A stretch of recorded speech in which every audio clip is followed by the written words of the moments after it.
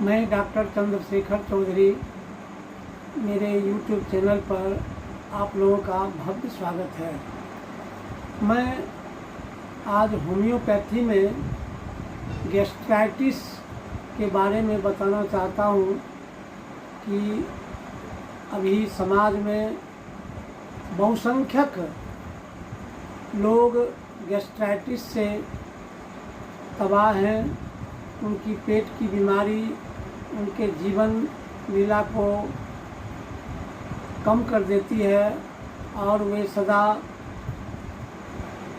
तबाही से गुजरते रहते हैं, डॉक्टरों का चक्कर लगाते हैं।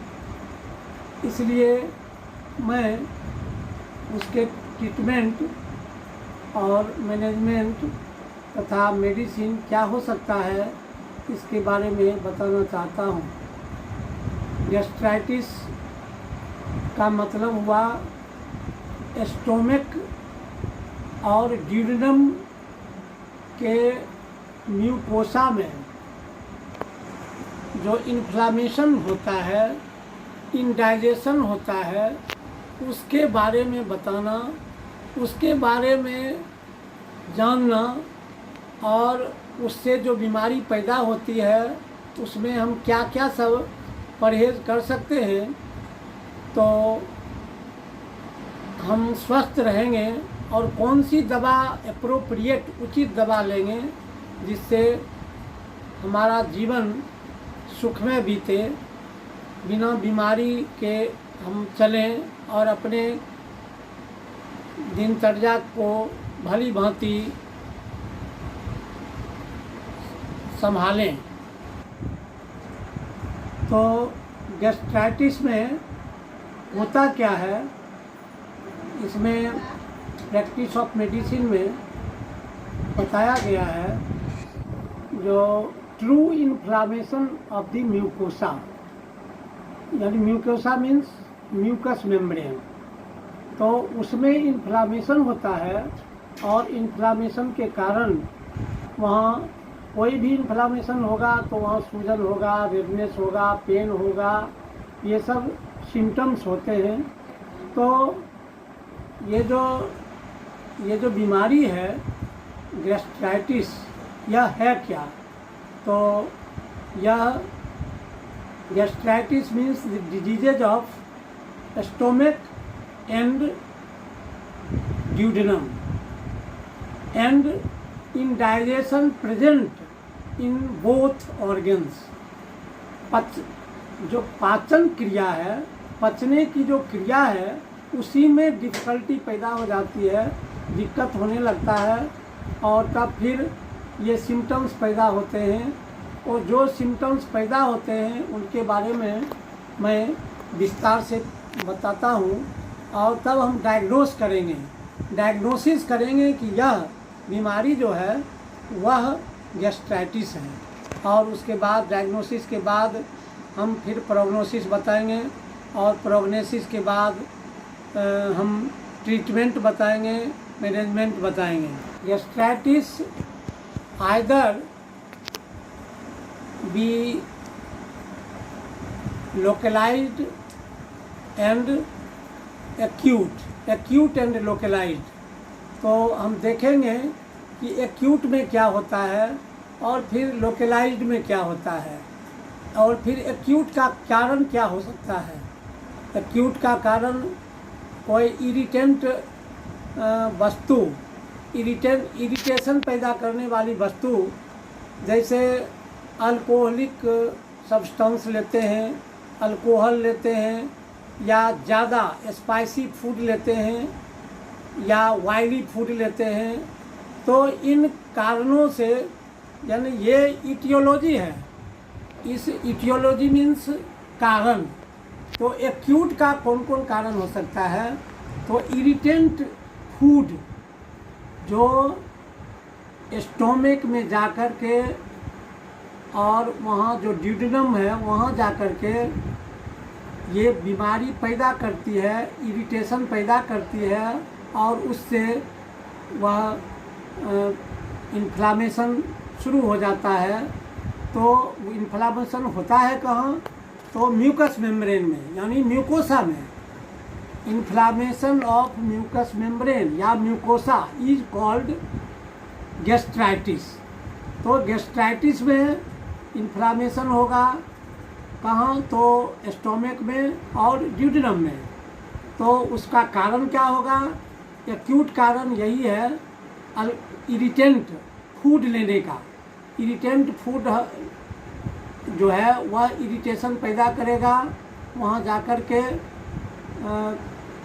उसमें इन्फ्लामेशन पैदा करेगा और जलन होगा, दर्द होगा, रेडनेस होगा, पेन होगा। रेडनेस तो बाहर से दिखाई देगा नहीं, जब कोई अल्ट्रासाउंड कराएगा तो पता चलेगा कि वहाँ सूजन है और सूजन के बाद वहाँ रेडनेस दिखाई देगा, जलन होगा, ये सब सिम्टम्स पैदा होंगे और तब वह सिम्टम इस तरह का होगा। तो ये दो प्रकार के होते हैं गैस्ट्राइटिस, एक्यूट एंड क्रोनिक। तो एक्यूट और क्रोनिक के बारे में भी क्या क्या होता है यह मैं बता रहा हूँ। एक्यूट गैस्ट्राइटिस में due to the ingestion of alcoholic substance और ड्रग्स, काफ़ी जो ड्रग्स लेते हैं, ड्रग्स का मतलब हुआ जो ये नशा करने वाले, ये टॉक्सिक जो लेते हैं, नशा करने वाले जो पदार्थ लेते हैं, इनके कारण वहाँ इरिटेशन पैदा होता है। और फिर स्पाइसी फूड लेते हैं, ज़्यादा स्पाइसेस का यूज करते हैं, ज़्यादा ऑयली फूड का इंजेक्शन करते हैं। Injection means to take food, माने जो कुछ भी लेते हैं उसको इंजेक्शन कहा गया है। तो जो कुछ भी लिया जाता है इस तरह का इरिटेंट फूड लेने के बाद अल्कोहलिक या ड्रग्स या और भी टॉक्सिक पदार्थ लेने के बाद ये तरह तरह के सिम्टम्स पैदा करते हैं, तो इनको हम एक्यूट कह सकते हैं। और क्रोनिक क्या है, तो बैडली ट्रीटेड, ठीक से इलाज नहीं किया गया, ठीक से इलाज नहीं करने के कारण अगर ठीक से इलाज नहीं हुआ तो वही क्रोनिक में कन्वर्ट हो जाता है और तब वह बीमारी बहुत जानलेवा साबित होता है। तो कि एक्यूट में अगर हम प्रारंभिक अवस्था में पेट में जलन होता है, मॉर्निंग टाइम में ज़्यादा वॉमिटिंग टेंडेंसी रहती है, नौसिया रहता है, फ्लैटुलेंस रहता है और दर्द होता रहता है, ये सब एक्यूट में दिखाई देता है। और वही जब क्रोनिक होता है तो वह इस तरह ज़्यादा सिम्टम पैदा करने लगता है, वॉमिटिंग होता है, अल्सरेशन हो जाता है। और अगर लोकलाइज, दो भाग में है एक्यूट और लोकलाइज, तो दो लोकलाइज में क्या होता है, वहाँ जाकर के ड्यूडेनम में लोकलाइज हो जाता है और वह 12 उंगली वाले आंत को ड्यूडेनम कहते हैं। तो वह ड्यूडेनम में जाकर के अल्सर पैदा कर देता है और वह अल्सर जाकर के फिर घाव में परिणत, घाव को ही अल्सर कहते हैं। तो भीतर जब अल्सर होता है तो वहाँ से फिर वॉमिटिंग भी हो सकता है, ब्लड का वॉमिटिंग भी हो सकता है। तो इन सब लक्षणों को जब वह प्रोड्यूस करता है तो वह क्रोनिक हो जाता है। कब, जब ठीक से इलाज नहीं हुआ, तब बैडली ट्रीटेड के बाद, ठीक से ट्रीटमेंट नहीं होने के बाद वह क्रोनिक होता गया और वह अंत में कभी कभी जानलेवा साबित हो जाता है। लेकिन इसका प्रोग्नोसिस अच्छा ही है, अगर ठीक से ट्रीटमेंट हो, बढ़िया से ट्रीटमेंट हो, अच्छे डॉक्टर के पास जाकर इसका ट्रीटमेंट किया जाए तो ये सब बीमारी जानलेवा नहीं है और ठीक हो जाता है, यह दावे के साथ कहा जा सकता है। मैं मित्रों गैस्ट्राइटिस के बारे में जो अभी सिम्टम्स बताया, पहले तो नोसिया होगा, मॉर्निंग टाइम में मॉर्निंग सिकनेस, वॉमिटिंग का ये टेंडेंसी बनेगा, पेट में दर्द होगा, जलन होगा, ये सब इसके लक्षण हैं। और तब हम डायग्नोस करेंगे कि यह गैस्ट्राइटिस से पीड़ित है। तो उसमें भी एक्यूट और क्रोनिक तभी होता है जब एक्यूट का ठीक से मैनेजमेंट नहीं करते हैं, उसका परहेज़ नहीं करते हैं, ज़्यादा मात्रा में अल्कोहलिक ड्रिंक्स, ड्रग्स या oily food, oily substance, spices लेते हैं, तब बीमारी यही अंत में जाकर के बैडली ट्रीटमेंट के बाद यह क्रोनिक हो जाता है और तब यह ज़्यादा सीरियस हो जाता है और अंत में ब्लड का भी वॉमिटिंग होने लगता है। अल्सरेशन होने के बाद गैस्ट्रिक अल्सर, पेप्टिक अल्सर में कन्वर्ट हो जाता है।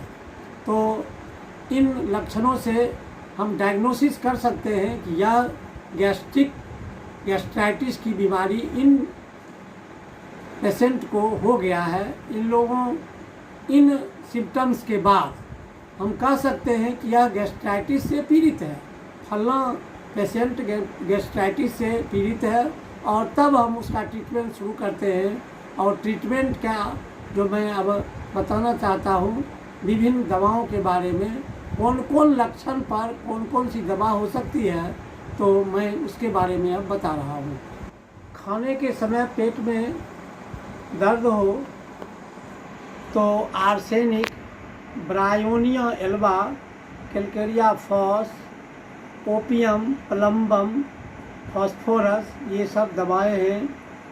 तो इन दवाओं का प्रयोग करने के बाद इन जो लक्षण अभी मैं बताया कि खाने के समय ही पेट में दर्द हो, ज्यों ही as soon as starting taking food, तो दर्द होना प्रारंभ हो जाता है।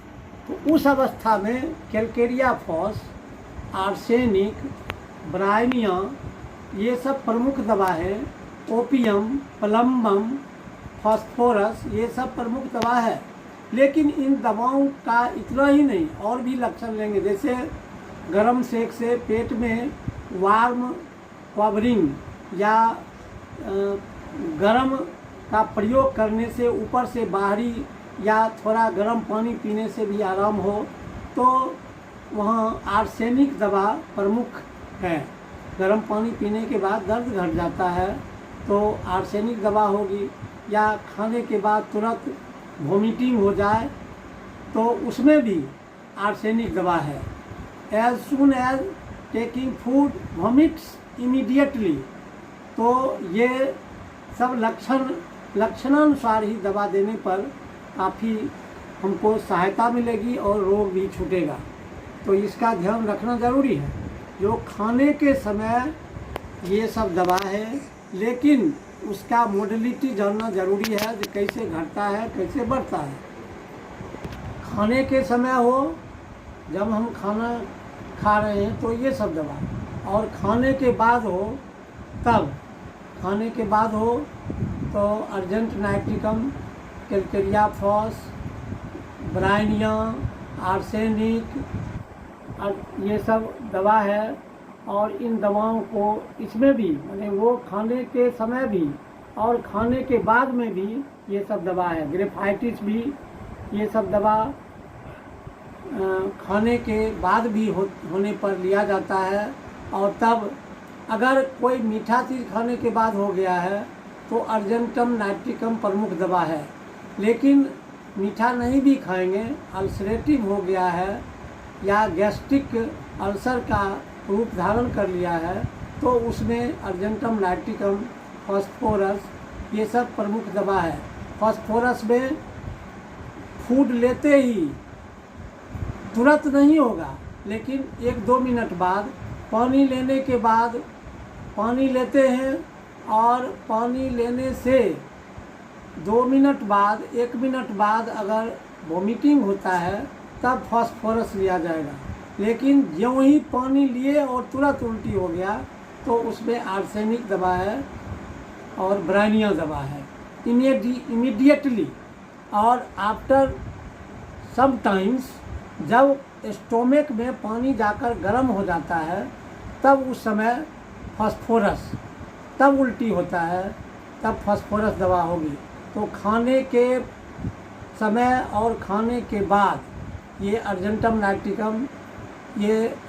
नाइट्रिकम, फास्फोरस, ब्रानिया, ये सब दवा इसमें भी है। जैसा उसमें तो उसमें कैलकेरिया फॉस है, इसमें भी कैलकेरिया फॉस सेकेंड ग्रेड का मेडिसिन है, लेकिन फर्स्ट ग्रेड में वही है जो पहले बताया है। खाने के 1 घंटा बाद हो तो कार्बोवेज, मैग्नीशिया म्यूर और पल्सेटिला दवा है। इन दवाओं का लक्षण भी जानना ज़रूरी है। कार्बोवेज में फ्लैटुलेंस रहता है, लगता है पेट में गैस भरा हुआ है और ऊपर से डकारें आती हैं। पल्सेटिला में भी है ये बात, डकारें उसमें भी आती हैं, या पेट लगता है जो भरा हुआ है, जो भी खाया है वह ज्यों का त्यों रखा हुआ है। या इस खाने के 1 घंटा बाद अगर दर्द हो तो उसमें यानी पचने की क्रिया प्रारंभ होती है तो ये तीनों दवा प्रमुख है जब खाने के 1 घंटा बाद हो। तो उसमें ध्यान देना यही है कि वायली फूड के बाद या वायली फूड से हुआ है तो पल्सेटिला उसकी दवा होगी। खाने के 2 या 3 घंटा के बाद हो तो कार्डियम, मैग्नीशिया म्यूर, सिपिया, नक्स और फास्फोरस दवा है। जब 2-3 घंटे के बाद दर्द हो तो उसमें ये दवा लक्षणानुसार, इन सबों का लक्षण जो फिजिशियन जानता है वह पूछेगा और इनकी लक्षणावली जो मेडिसिन का है वह मिलता जुलता रहेगा, तभी दवा उपयोगी है या ध्यान देने योग्य बात है और तभी दवा फायदा करेगी। पल्सेटिला भी इसकी दवा है जब 2-3 घंटा बाद होता है। खाने के बाद दर्द जब आराम होता है तो उसमें कौन सी दवा हो सकती है? आप सुनते होंगे कोई पेशेंट यह कहता है पेट में बहुत जलन देता है, दर्द देता है, लेकिन जब खा लेते हैं तो हमारा दर्द घट जाता है, यह भी कहते सुने। तो उसमें एनाकार्डियम, चेलिडोनियम, ब्रोमियम ये प्रमुख दवा है। लेकिन इससे भी प्रमुख कौन है तो लाइकोपोडियम और ग्रेफाइटिस। लाइकोपोडियम पेशेंट को भी खाने के बाद दर्द घट जाता है, चेलिडोनियम को भी घट जाता है, लेकिन ग्रेफाइटिस सबसे नंबर 1 दवा है जो खाने के बाद घटता है। उसको आधी रात के बाद या भोर वाली रात में 3 बजे, 4 बजे, 5 बजे और सुबह तक जब खाएगा नहीं तो उसे बहुत परेशानी होगी और वह छटपट करता रहेगा, भयंकर जलन होगा, दर्द होगा। तो जो ही खाएगा कि उसका सारा सिम्टम घट जाएगा। तो उसमें ये इन दवाओं का प्रयोग करने से ज़्यादा लाभ होगा। ग्रेफाइटिस उसमें प्रमुख दवा है और ग्रेफाइटिस का ये भी सिम्टम है कि ग्रेफाइटिस के पेशेंट को, एनाकार्डियम के पेशेंट को, एनाकार्डियम में लगता है कुछ यहाँ रखा हुआ है, यानी प्लग सेंसेशन। कहाँ तो एपिगैस्ट्रिक रीजन में, एपिगैस्ट्रिक रीजन में, और लाइकोपोडियम में भी ऐसा रहता है। अपर एब्डोमेन में लगता है कुछ बॉल के तरह, रोलिंग बॉल, यानी एक गोला घूम रहा है। ग्रेफाइटिस में तो उसको बहुत जलन देता है, दर्द, लहरा, ये सब जलन, दर्द ये सब रहता है। और सबसे बड़ी बात उसमें यही है कि उसको भयंकर कब्जियत की बीमारी रहती है और पैखाना साफ नहीं होने के कारण गैस्ट्रिक के सारे सिम्टम बढ़ जाते हैं और वह परेशान हो जाता है। क्योंकि उसमें ग्रेफाइटिस सबसे प्रमुख दवा है। ग्रेफाइटिस देने के बाद वह अवश्य उस रोग को ठीक कर देगा, जिसमें वह बताता है कि हमको खाने के बाद हमारा गैस्ट्रिक का सिम्टम घट जाता है। जिस गैस्ट्राइटिस में डकार आने से लक्षण बढ़ता है, समस्याएं बढ़ती हैं, वह है केमोबिला, ककुलस और फॉस्फोरस। ये इसकी दवा है। तो इन दवाओं का प्रयोग करने पर वो जो इरेक्टेशंस यानी डकार आने से जो बढ़ता है उसमें सारे सिम्टम घट जाते हैं और रोग ठीक हो जाता है। और ध्यान रहे कि हर समय चेंजिंग पोटेंसी में ही दवा देने से वह आरोग्य होगा। पहले 30 देंगे, उसके बाद 200 देंगे, 1 m देंगे, फिर कभी ऐसा भी आ सकता है, स्थिति ऐसी भी आ सकती है जब हम वो लो पोटेंसी का यूज करना पड़े। तो यह according to knowledge of the physician के नॉलेज पर निर्भर है कि वह कितना पेशेंट देखा है, उसके एक्सपीरियंस पर ये सारी बात निर्भर करती है। कार्बोवेज, कैल्केरियाफॉस, ब्रायो, सेलिडोनियम, ग्रेफाइटिस, बेराइटाकार, ये सब दवाएं जब इरेक्टेशन से घटता हो यानी डकार आने से गैस्ट्रिक का सिम्टम घटता हो, इन दवाओं के प्रयोग करने से काफ़ी लाभ होता है और बीमारी धीरे धीरे शरीर से चला जाएगा और वह रोगी गैस्ट्रिक रोग से निजात पाएगा और उसका स्वास्थ्य धीरे धीरे अच्छा हो जाएगा और उस रोग से त्राण मिलेगा। लेकिन वही इंक्रीजिंग पोटेंसी में अच्छे कंपनी की दवा SBL, स्वाबे और मेडिसिन्थ, इन कंपनियों की दवा देने के बाद काफ़ी लाभ होगा और वह दवा डॉक्टर के निर्देशानुसार होना चाहिए और उसके साथ साथ परहेज भी होना चाहिए। तेल, घी, मसाला, अल्कोहलिक ड्रिंक्स, शराब पीने से जैसे होता है तो उसमें नक्सभूमिका दवा है, आर्सेनिक दवा है, फास्फोरस, एसिड सल्फ, ये शराबियों के गैस्ट्राइटिस की दवा है जिसमें शराब पीने से यह बीमारी होती हो।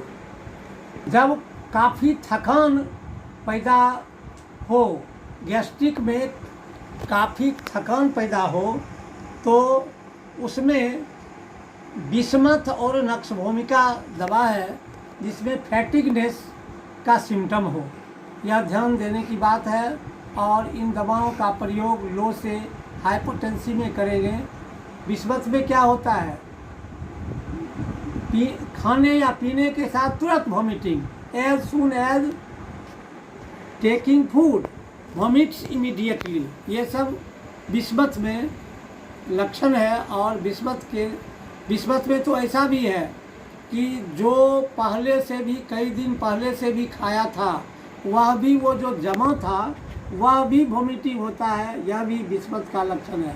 और फास्टिंग के कारण अगर गैस्ट्रिक होता हो, फास्टिंग में बढ़ता हो तो ग्रेफाइटिस, कैल्केरियाकार, बेराइटाकार, ये सब मुख्य दवा है। सोडियम, सिपिया, ग्रेफाइटिस, बेराइटाकार, कैल्केरियाकार, ये सब फास्टिंग में अगर फास्टिंग करने के कारण या फास्टिंग के पीरियड में ज़्यादा गैस्ट्राइटिस का सिम्टम पैदा हो तो उसकी ये दवा है और खाने के बाद दर्द घटता है। यह तो लक्षण है ही ग्रेफाइटिस में, लेकिन इन सबों में भी है।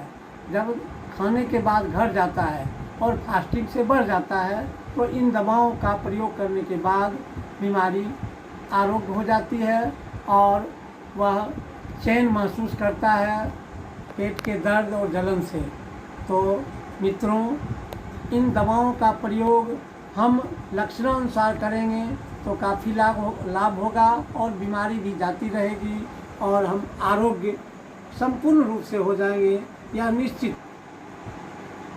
फ्लैटुलेंस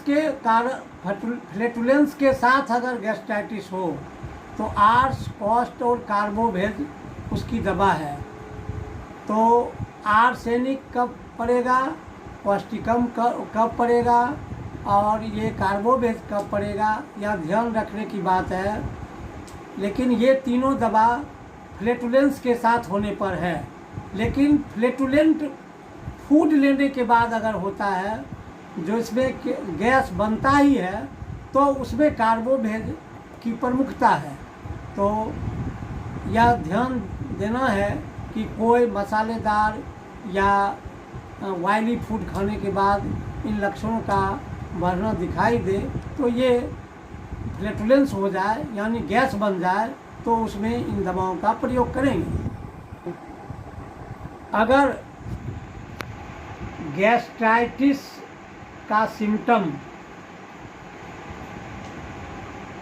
रेटस पासिंग से घटता हो यानी हवा छूटने से लगता है आराम मिल रहा है तो उस अवस्था में कौन सी दवा देंगे? तो नक्स, हीपर, लाइको ये सब प्रमुख दवा है। इन दवाओं के प्रयोग करने के बाद यह बीमारी छूटेगी और यह निश्चित बात है कि यह सिम्टम भी होना ज़रूरी है कि वह गैस पास होने के बाद घटता हो। चेलिडोनियम में भी, ग्रेफाइटिस में भी, लाइको में भी, नक्स भूमिका में भी। चेलिडोनियम और हीपर सल्फर गैस्ट्राइटिस में अगर हवा पास होने के बाद यानी फ्लेटस पास होने के बाद आराम होता है, यह लक्षण इन तीनों दवाओं में भी है और उनमें भी है। लाइको, नक्स भूमिका ये तो जग जाहिर है, सामान्य होम्योपैथ भी जानते हैं, जो प्रैक्टिस ज़्यादा नहीं करते हैं उनको भी मालूम है। तो यह एगारिकस और हीपर ये दवा भी इसकी है। एगारिकस के पेशेंट का तो पेट भरा हुआ ढोल की तरह रहता है, गैस से भरा हुआ और बहुत ज़ोर ज़ोर से हवा निकलता है, लेकिन सबसे ज़्यादा लाउडली गैस का ऊपर से गैस पास होना यह सबसे ज़्यादा लक्षण एसाफिटिडा में है। इनवॉलेंट्री होते रहता है, वह अनैच्छिक, वह चाहता भी नहीं है लेकिन गैस बह बह करके निकलता रहता है, यह ध्यान देने की बात है। और सड़ा हुआ गैस निकलता है, वह डकार जो आती है तो सड़ा हुआ महकता है और वह बहुत लाउड, बहुत आवाज़ के साथ जो दूसरे घर के लोग भी जान जाएंगे, इतना ज़ोर से इरेक्टेशन यानी डकारें आती है। फल खाने के बाद अगर ज़्यादा गैस बने तो उसकी दवा बोरेक्स और लाइकोपोडियम है। फल खाने से अगर पेट में दर्द होता है तो उसकी दवा है आर्सेनिक, चाइना। लेकिन गैस बनता है तो बोरेक्स और लाइकोपोडियम ये दवा है। अगर फल खाने के बाद होता है तो इन लक्षणों को ध्यान में रखकर और पोटेंसी भी इंक्रीजिंग पोटेंसी में देने के बाद वह एक्यूट हो या क्रोनिक हो, वह जाएगा और संपूर्ण रूप से आरोग्य हो जाएगा। यह ध्यान देने की बात है। इन लक्षणों का हमको ध्यान देना अवश्य ज़रूरी है, क्योंकि लाइकोपोडियम में लोअर एब्डोमेन में गैस बनता है और कार्बोवेज में अपर एब्डोमेन में गैस बनता है। कार्बोवेज का पेशेंट ज़्यादातर यह देखा गया है कि डकारें ज़्यादा आती हैं, लाइकोपोडियम को ज़्यादा फ्लेटस पास होता है यानी नीचे से हवा का निकलना जारी रहता है। और एसाफिटिडा में भी ऊपर से ही गैस निकलता है और लाउडली निकलता है, यह ध्यान देने की बात है। और यह भी देखना है कि उसमें एकदम ढोल के तरह पेट फुला हुआ है और लाउडली गैस निकलने के बाद उसे आराम मिलता है। अगर पेट फ्लैटुलेंस हो या गैस्ट्राइटिस हो तो वार्म एप्लीकेशन से कोई एक ब्लैडर में गर्म पानी भर के और तब उसको सेकते हैं एब्डोमेन को, तो वह आराम फील करता है।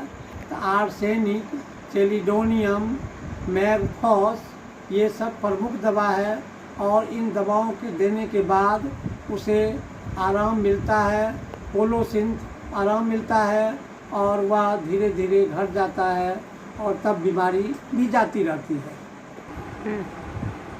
लेकिन काफ़ी गर्म पानी पीने के बाद ग्रेफाइटिस और साइलिसिया ये दवा लेने से आराम होता है। गर्म पानी पीने से गर्म पानी पीने से जब आराम होता है तब उस अवस्था में इन दवाओं का प्रयोग करते हैं। ब्रोमियम ग्रेफाइटिस कैलिकाल काफ़ी गर्म पानी पीने से, हॉट ड्रिंक पीने से आराम होता है गैस्ट्रिक का सिम्टम।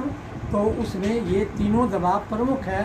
इन तीनों का हम जब प्रयोग करेंगे तो उस गैस्ट्राइटिस में ज़रूर आराम होगा जिसमें हॉट ड्रिंक से आराम होता हो। अर्जेंटम नाइट्रिकम, आर्सेनिक और इपिकाक यह उस गैस्ट्राइटिस के लिए प्रमुख दवा है जिसमें आइसी कोल्ड ड्रिंक लिया हो या आइस का प्रयोग हुआ हो, बर्फ़ खाया हो या कोई आइसक्रीम खाया हो, तो उसमें इन तीनों दवाओं के प्रयोग से उस तरह का कोई भी लक्षण गैस्ट्राइटिस का हो, पेट में दर्द हो, जलन हो, वह सब ठीक हो जाएगा जिसमें आइसक्रीम का प्रयोग हुआ हो। और अंत में मैं यह बताना चाहता हूँ कि आइसक्रीम के प्रयोग से आराम होता है गैस्ट्राइटिस या गैस्ट्रिक का सिम्टम, तो उसमें प्रमुख दवा दो है, लेकिन सर्वविदित फास्फोरस है। फास्फोरस लेने के बाद जो आइसक्रीम खाने से आराम होने वाले सिम्टम में अवश्य लाभ होगा। लेकिन एक दूसरी दवा है इलेप्सकॉर में भी आइस के प्रयोग से घटता हो तो वह उसकी मेन दवा है। दो दवा हम लोग जाने जिसमें आइस के प्रयोग से काफ़ी आराम अनुभव होता है। कौन चीज़ में? तो पेट के जलन दर्द कुछ भी हो तो इस तरह का लक्षण होने पर हम इसी दोनों दवा के प्रयोग से हम सफलता प्राप्त करेंगे और बीमारी भी चली जाएगी। इलेप्सकॉर और फास्फोरस। तो मित्रों, मैं आज आपको गैस्ट्राइटिस के बारे में बताया हूँ। इसे ज़रूर ध्यान में रखेंगे।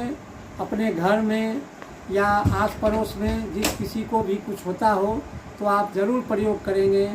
और अगर आप होम्योपैथ प्रैक्टिशनर हैं तो आपको ज़रूर लाभ होगा।